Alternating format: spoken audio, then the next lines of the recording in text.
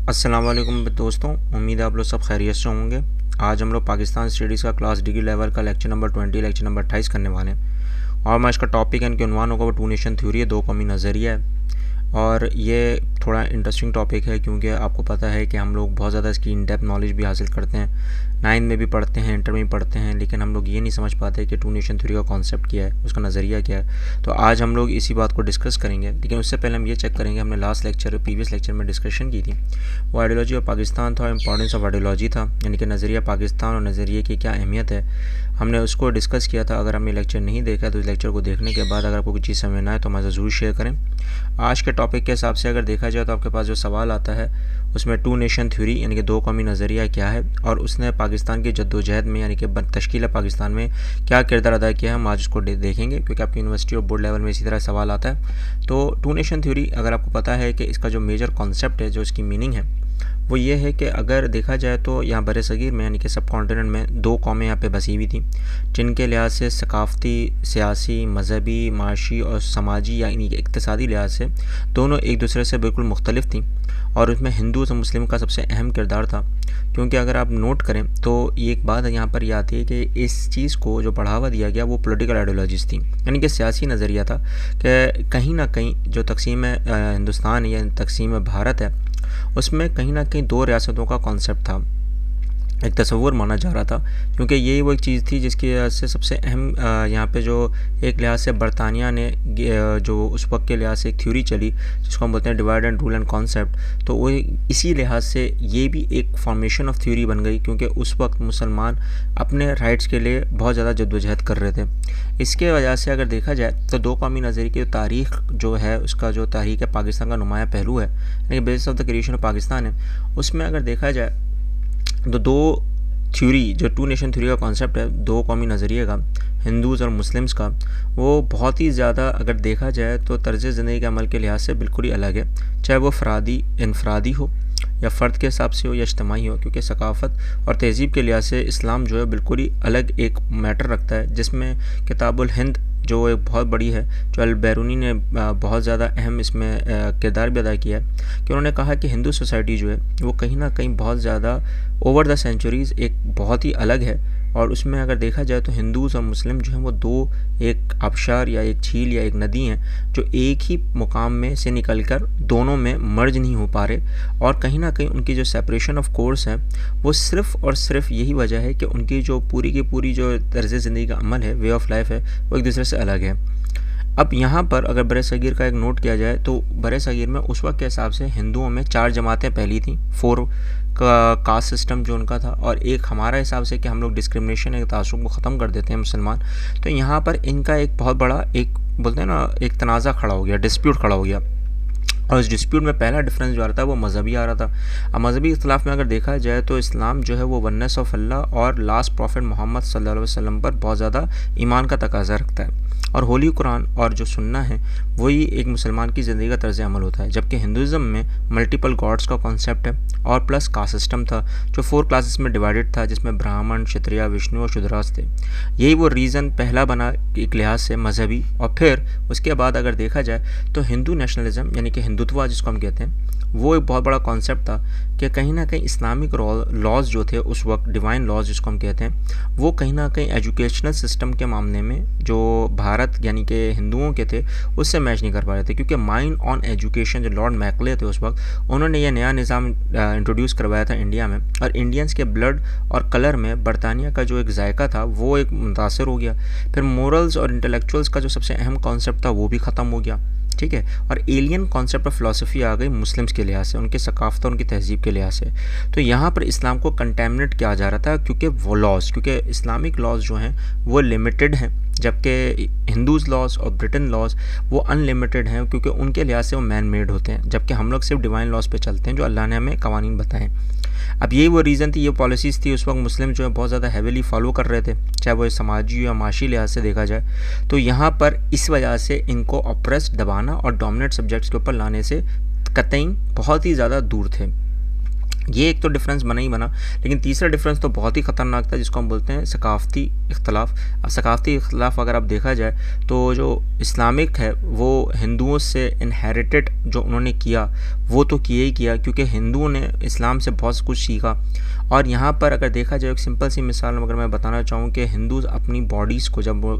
इंतकाल कर जाते हैं तो वो क्या करते हैं, जला देते हैं, जबकि मुसलमान उनको दफनाते हैं। जबकि हिंदूज़ जो हैं वो गौ माता यानी कि मदर ऑफ़ काऊ को सीक्रेट एनिमल मारते हैं, इबादत करते हैं, जबकि मुसलमान उसी चीज़ को यानी कि काऊ को यानी कि वो एज अ कुर्बानी सेक्रीफिशियल के तौर पर इस्तेमाल करते हैं। इसी तरह अगर सत्ती का कॉन्सेप्ट देखा जाए तो मुसलमानों में ऐसा कोई ट्रेडिशन नहीं है, जबकि हिंदूज़ और मुसलमानों के दरमियान में इंटर मैरी कॉन्सेप्ट बहुत ज़्यादा है, ठीक है ना। लेकिन मुसलमानों में इंटर मैरी कॉन्सेप्ट का मतलब ये होता है कि वो किसी से भी किसी वक्त भी शादी कर सकते हैं, कि हिंदूज़ में इतना ज़्यादा नहीं है।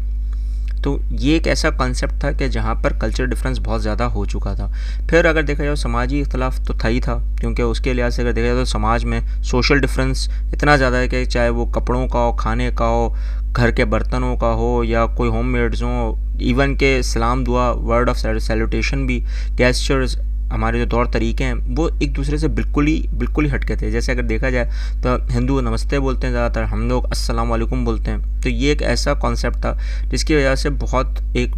बड़ा रुझान भी था। और फूड के हिसाब से आपको पता है कि चारों क्लासेस अपने फूड के हिसाब से भी चलते थे, जबकि उनके यहाँ ज़्यादातर गोश्त ब्राह्मण्स में नहीं खाया जाता, जबकि मुसलमान में गोश्त बहुत ज़्यादा आम है। तो ये एक ऐसा था जिसकी वजह से बहुत बड़ा डिफरेंस आ रहा था। इसके बाद अगर देखा जाए तो माशी इख्तलाफ जो था वो इसलिए था क्योंकि उस वक्त की जो जितनी भी तिजारत थी, पॉलिसीज़ थी, वो ज़्यादातर डिस्ट्रॉय हो चुकी थी, ख़त्म हो चुकी थी मुस्लिम की वजह से, और उनको थ्रोन आउट कर दिया गया था, यानी कि उनको निकाल दिया गया हुकूमत से, उनकी सर्विसेज से, क्योंकि उनको पता था कि यहाँ पर कहीं ना कहीं किसका कॉन्सेप्ट आ जाएगा, एक सिंपल सी बात, इक्वालिटी का कॉन्सेप्ट आ जाएगा, बैतुल माल का कॉन्सेप्ट आ जाएगा, ज़कात का कॉन्सेप्ट आ जाएगा। तो ये वो चीज़ें थी जहाँ पे हिंदूज़ जो थे वो ज़्यादातर अपॉर्चुनिटीज़ चाह रहे थे। अपॉर्चुनिटीज़ यही थी कि उनको ही मिल जाए सारा इकोनॉमिक वैल्यू, के उनका ही घर है, उन्हीं का मुल्क है, तो वो सारी चीज़ें उनको मिल जाएँ। लेकिन जब पहले 1000 साल तक जब मुसलमानों ने इतना सब कुछ कर दिया तो फिर बाद में ऐसे क्यों रुझान बढ़ना शुरू हो गए। तो ये एक ऐसा था कि 1857 की वॉर जो थी, वॉर ऑफ इंडिपेंडेंस, उसके बाद सारी की सारी पॉलिसीज़ जो तिजारती थी, जो इकनॉमी थी मुसलमानों की, वो सब ख़त्म हो गई थी। और यही वो रीज़न बना।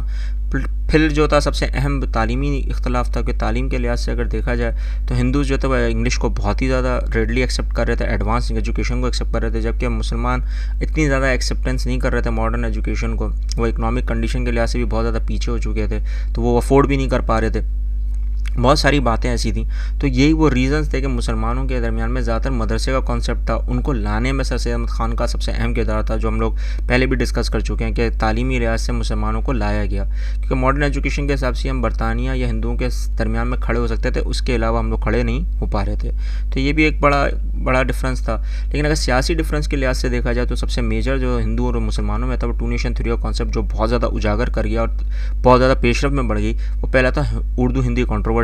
जो 1867 में हुआ, जहाँ पे सर सैयद अहमद ख़ान ने ये कन्विंस हो गए थे कि हाँ कि उर्दू को ज़्यादा अहमियत की दी जाए, फ़ारसियों को हटाकर ऑफिशियल लैंग्वेज में से हिंदी को रखा गया, और उर्दू को ये जवाब बनाया गया कि नहीं, क्योंकि वो बनी हुई जमात है और बहुत एक लश्कर ज़बान है, बहुत सारे ऐसे वाक़यात उनको देखे गए, तो उन्होंने कहा कि नहीं, हिंदी की इसलिए क्योंकि ये बरसगीर की ज़बान है। तो ये बहुत बड़ा एक बढ़ गया था, एक बहुत बड़ा रुझान बढ़ गया था, तो एक कंट्रोवर्सी बढ़ गई थी, तो उसको बना दिया, जबकि कोई कंट्रोवर्सी थी ही नहीं, कुछ भी कंट्रोवर्सी, क्योंकि उर्दू ज़्यादा बेहतर थी बनस्बत हिंदी के, क्योंकि उर्दू 30 ज़बानों से मिलकर बनी हुई थी, तो वो उसको ज़्यादा तरजीह देते, तो सब मिलकर रहते एक साथ। तो ये एक ऐसा कॉन्सेप्ट था, क्योंकि उर्दू में हिंदी का भी कॉन्सेप्ट आता है,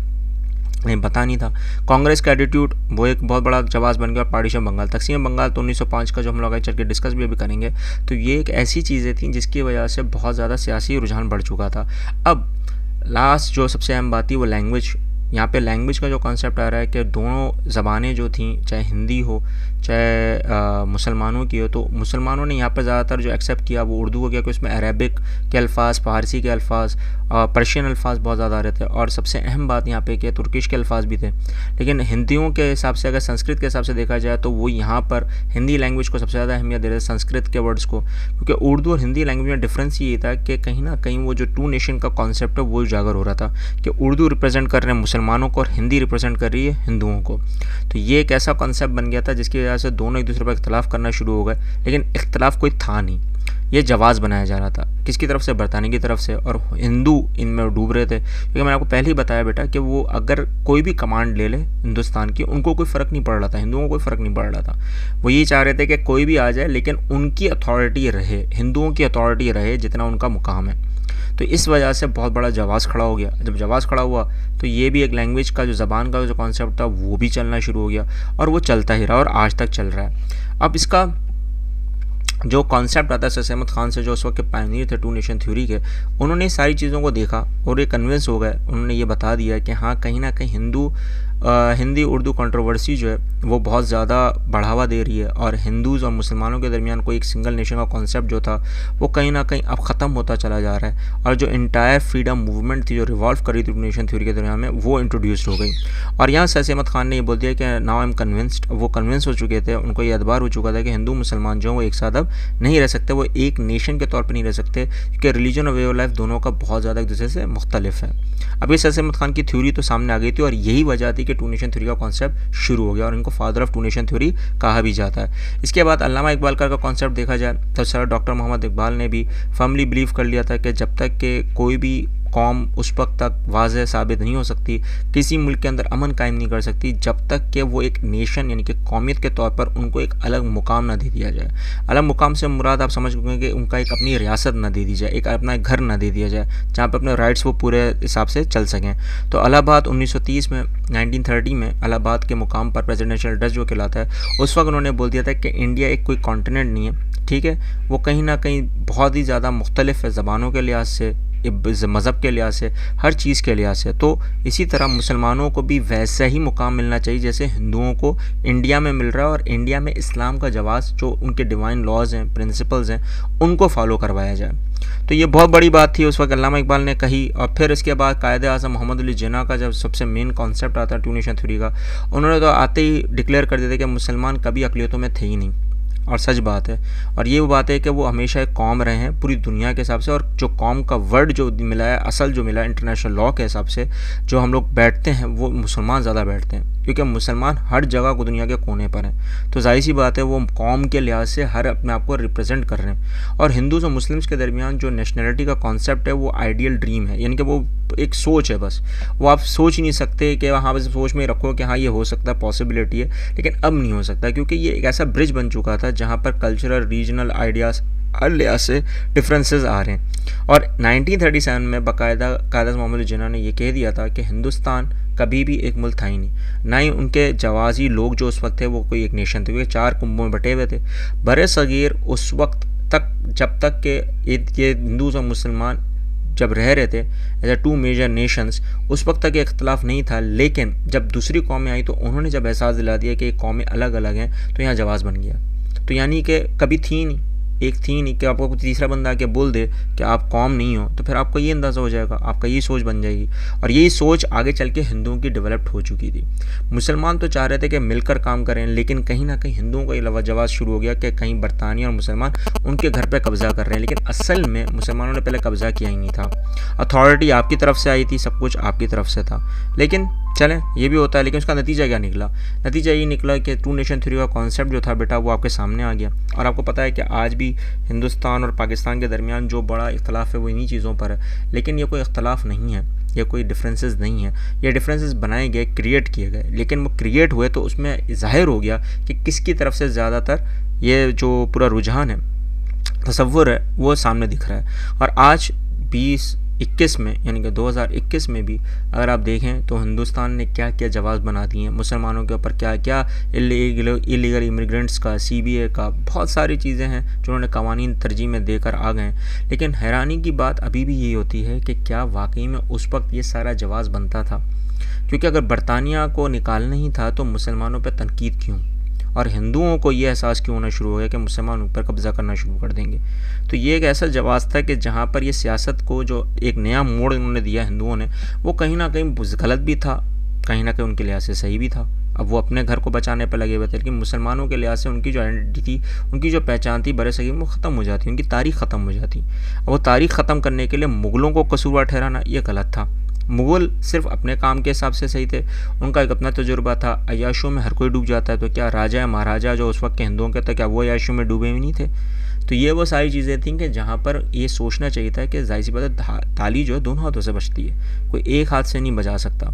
तो एक वही बात होती है कि दोनों का कहीं ना कहीं गठजोड़ था, लेकिन हिंदू ये सोचना शुरू हो गए थे आहिस्ता आहिस्ता कि अब ये उनका मुकाम है, उनका घर है, तो उनको मिलना चाहिए। तो ये टू नेशन थ्योरी का कॉन्सेप्ट डेवलप्ड हो चुका था, पहले ही हो चुका था, कहीं ना कहीं उनके दिमाग में ये था, सिर्फ उजागर उस वक्त हुआ कि जब बरतानिया आई। अगर आज के लेक्चर में आपको कोई चीज़ समझ नहीं आई तो मेरे साथ ज़रूर शेयर करें।